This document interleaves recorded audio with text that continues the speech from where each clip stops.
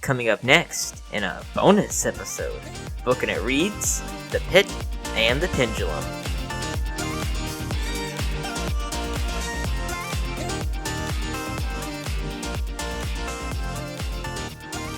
Hey everybody, and welcome back to Bookin It. I am your humble and eloquent host, Cooper Cobbs, and I'm joined today by my friend, Matthew Gunsworth. How are you doing, Matthew? Howdy. I'm doing good. Oh yeah. Well, do you feel depressed after reading this story? Kind of. No, not really. Just kind of weirded out with this guy. Like I told you earlier, out of all the topics and all the subjects in the world, you could write a short story or book of. Why would you choose a guy getting tortured in a iron room? It doesn't make any sense. Edgar Allen Poe was not the most sanest of men. Yeah, not the most stable guy.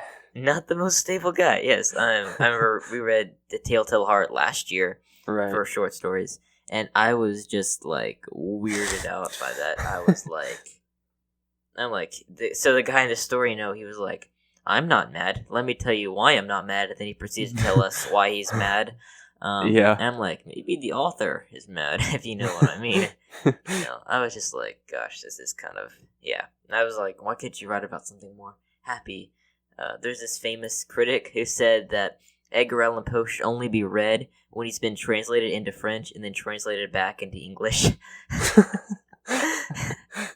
I was like, well, I could see why. Wait, so what does he have to do with French? No, it's just like, apparently he translates well into French or whatever, and then French it's like such like a happy language, I guess. I don't know. Yeah. And then translate it back into English again based on. I just wondered if he was like from France or knew someone really well from France or something, because he also has like the French general guy in his book. Yeah, no, I don't think this story. Like no, it was the critic who said that. Yeah. Yeah. Oh, I should probably tell people, hey, what you're about to hear is a unedited episode. Now, you're not going to hear Matthew's siblings screaming in the background, but what you are going to hear is all the content. Sometimes we'll cut out something that was not good or long pauses or something like that, but you're about to hear all the content, so special episode, right, Matthew? Oh, yeah. But, well, it's also special because Isaiah and Tanner aren't here. So yeah, that's true. It so special. Not really. Yeah. We wish they were here. We do. I mean, we were like, hey, it's gonna be kind of weird, without them on this episode. They're like, well, it would have been weird either way. So, yeah, it's a weird short story. It's a weird short story. But we're here and we're ready to talk about it.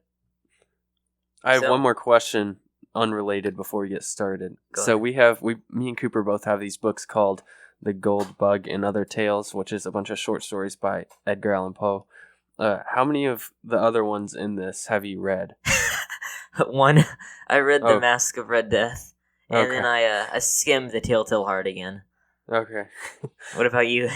None. Okay. Yeah. The Bookining did an episode on The Mask of Red Death, so I read that one. By the way, Bookining, great podcast. Go listen to it. Anyway, so here we are. The Pit of the Pendulum. Right. What a very weird story. I don't know where to even begin. I mean, well, I guess we can begin at the beginning. Yeah. What you give a little? Let's go baggage. Yeah. Yeah. So, well, I just heard about this like yesterday or a few days ago when I saw it on my list of stuff to get done this week, and I was supposed to read this for school. So keep going. I read it. Yeah, I read it. Nice. What'd you think about it? Go ahead and give me your first thoughts, and then I'll get my baggage. I think the first story that comes to mind is weird, and I also think I don't know. I'm just so confused about why he would write about this. Yes. I feel you. Yeah, it's kind of similar. I think we talked about it a little bit, but last year we read The Telltale Heart, and that was my first experience of Poe. And after reading it, I was like, dude. And then after reading this, I was like, huh. But yeah, so I was like, oh, I have to read this. And then I read it, and I was like, well, Poe has a certain style, and he likes writing about dark things and Dark stuff, psychological and physical torture. So that's kind of, I don't know. Like, that should appease me being a teenager, but it doesn't. Hey, you be you, man. Yeah. But yeah, what do you think? It is good writing though. Like, Yeah. it's descriptive. Yeah, It's a good use definitely. of words. It's impressive writing, but it's just weird topics that he writes about. Yeah, it's like, could you not use this to write about meadows and flowers and mountains Yeah. instead of Yeah. physical and psychological torture? Yes. I mean, yeah, it's good writing. I mean, this is one of the short stories where I can picture the world like in its entirety. Like, Yes. I feel like you could drop me in there and I'd be like, oh yeah, I'm in the pit in the pendulum right Yes. now. Like, And a lot of the, like impeccable. you were saying, psychological or mental aspects of what he writes about the guy. It Yes. doesn't ever say his name, does it? No, it But doesn't. it's all very accurate. I feel like Oh, if yeah. you're in that situation, and even some things you can relate to, even when you're not in that exact situation. There's just certain things that everyone thinks mentally at different points, and it was described very well in words, which not a lot of people can do. Not a lot of people can Yeah. express, mental things very well in words. Exactly. So he did a good job with that. Yeah, the whole goal of an author is to see and then say, and he did that very Right. well. I feel like Right. the only reason that he's like well known, well, I guess he's well known because of his dark and brave stories, but I guess the only reason that we actually like read him is because of his style, I guess. I don't know. That's kind of what I think, because I think it's great style. But, Yeah. So you kind of mentioned it. We've kind of been talking about the whole time, but why the heck did he write this story? Actually, I can't. do you want to give a kind of quick summary about what the story is, just for people? Right. So it starts off, this guy. We don't know his name because it's written in first person. He's in a trial, and then he gets sick, kind of, and sees angels. But then he realizes they're not gonna save him. They're evil angels, and then basically he just falls asleep and wakes up, and he's in this he's in complete darkness. He has no idea where he is. All he can feel. Well, actually, it takes a while before he finally starts feeling again, and then he feels, and then he sees, and then, well, he doesn't see because he's in the dark, but then he realizes it's just him, and he's laying on a cold stone floor, and that's all he knows. So he tries to feel around to figure out where he is, and he feels some walls in this room, and he realizes they're made out of iron, and he just walks around the whole room. On the edges and feels the walls, but he still can't picture the shape because it's there's too many bends and curves and stuff. And I was like, you'll realize why this is confusing later. But then he decides maybe if he walks straight through the middle, he'll figure something out. And so he starts walking through the middle, and then he randomly trips, and then falls, and then realizes that his whole body is on the floor up to his chin, and then his lips and all the way to the top of his head are not touching anything. And he realizes that he conveniently fell right in front of a pit that we find out leads down quite a while into it's like a well, and there's water at the bottom, and there's rats down there. And he finds this out by sorry, real quick. little... That's the pit of the story, just kind of. Right, that's the pit. Yeah, that's the pit. And he throws a stone down there to see how far down it is, and hears a splash and whatnot. And then anyway, so then he falls asleep. He's also fallen asleep several more times throughout this that I haven't mentioned. He randomly falls asleep a lot. But then he falls asleep, and then he wakes up again and walks around a little more, and then he falls asleep again, and then wakes up, and he's tied to this little wooden board he's all tied down. He can't move anything except his head and his left arm a little bit. And he can move his left arm just enough to where he can grab some food off the floor that's right next to him on the left. And then on his right is the pit. And so once he realizes the situation he's in, and all the rats are coming out from the pit and trying to get his food, and he has to shoo them away constantly. And then he looks straight up at the ceiling and sees this little panel, I think he calls it, on the ceiling with a picture of time represented in human form, I guess. And the time guy is holding like this little, I guess you call it a pendulum, but like a little hypnotizer thing, but it's like a pendulum. And that's the pendulum of the story, and it's swinging back and forth, and then slowly over the course of hours and days and everything, several sleeps and a lot of different rats and stuff, and after a while it lowers down really far, and like there's a lot of the story describing what's going on in his mind and stuff while it's lowering, but I'll skip that part because it's kind of boring. And so basically it just lowers, and then he finally figures out, like when it's about to scrape his chest, he finally thinks to put some food on the straps holding him down so that the rats eat it off, classic escape, and then he rolls off the bed and saves himself from the pendulum.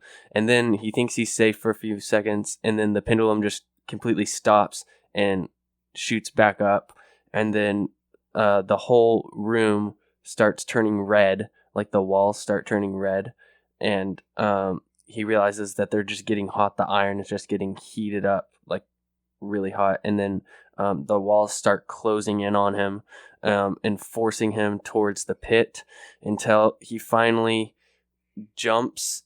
But at that second, the walls open and this French commander guy comes in. I forgot his name. French commander guy comes in and grabs his arm and saves his life. And that's the end. I will say, Pendulum does not have happy endings. This is a happy ending, I guess you could say. Yeah. It's kind of weird. Also, I should give some more baggage. So, we were talking about this off mic. I read this story 3 times. The first time I read it, I didn't get anything, but I think I skipped 2 pages accidentally because I missed the part where he was talking about the pendulum and it coming down. And then I was at the part where he let the rats eat the bandage off. And then I'm like, I gotta read that again. And I read it again. And I was like, yeah, I missed 2 pages. And then you didn't miss much, though. Those were the worst 2 pages. Yeah, but it didn't make sense to the story. So I was like, what is this? Anyway, so I go back and I read it again, and I made sense. I got the story, and then I was finished school and we were waiting to record, so I just read it again, and I got even more stuff than I did. Wait, you read it twice today? No, I read it twice today. In the beginning, I read it once today. Yeah, I just read it once today. Oh, okay. Yeah. Well, back to the question: why the heck did he write this? I can't tell you that. Like, whether because he just enjoys torture, I guess. what themes? I guess I don't know. Like, what themes are in this? What's the word? Let's see. Not analogy. Sickness, pain, torture, death, darkness. Like, what are some like comparisons like he made? Like, oh my goodness, the word is like evading me. Oh my goodness, I think it starts with a P. See, normally we would cut this part out, but you guys are hearing all of this. Parallels? No, not parallels. Allegory? What's the allegory? Yeah. What are some like allegories in this?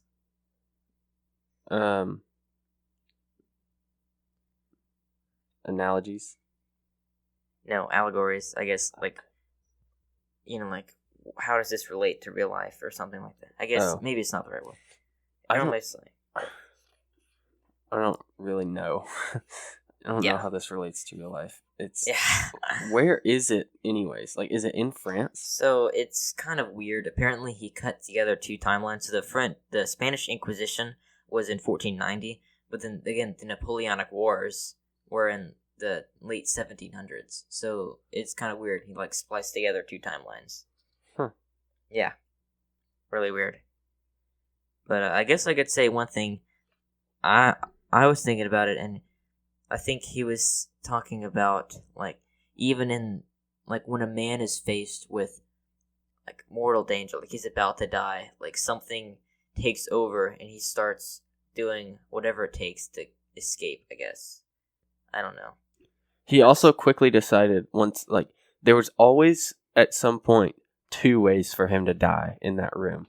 Yeah. Like, it started off, it was either starvation or sickness, and then it was starvation or the pit, and then it was the pit or the pendulum, and then it was Yeah. the pit or the heated walls, and I'm he like, always why and the he heck always did you come up decided with which this? I know, and then he always decided which one he would rather die from, and would get as far away from the other one. And He's like, anything but the pit. He's like, well, actually, I'm gonna fall in the pit now. Yeah, and then he was like, anything but the pit. And then once the walls got close enough, he's like, all right, fine, pit. Yeah. Yeah. I guess it's fair to say that was the pits. Haha. Good joke, right? Okay, that's not a good joke. Okay, that's okay. You know, if we were allowed to edit this one, I'd put in some cricket chirps. Good one. Good one. I don't know. What else is there to Guys, I say can make about jokes. this short story?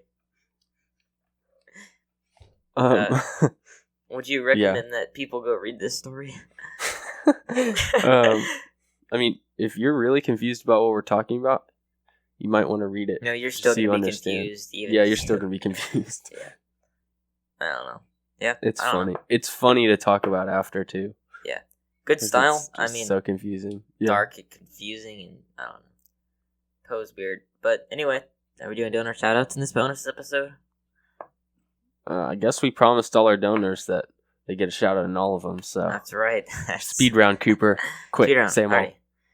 Nana, Ben, Pepe, and Wayla, Isaiah's grandparents, Isaiah's uncle, Isaiah's sister, and Lizzie. Thank you so much. We love you all. Thanks, guys. Yeah, that was Yeah, it. that's all.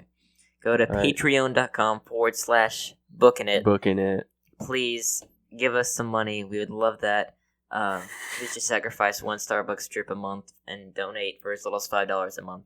Please rate and review us in your favorite podcasting app. We would really, really, really appreciate that. And you can check us out anywhere, any podcasting app, YouTube, whatever. Yep, that's right. Hey, until next time. Yeah. Keep on booking it.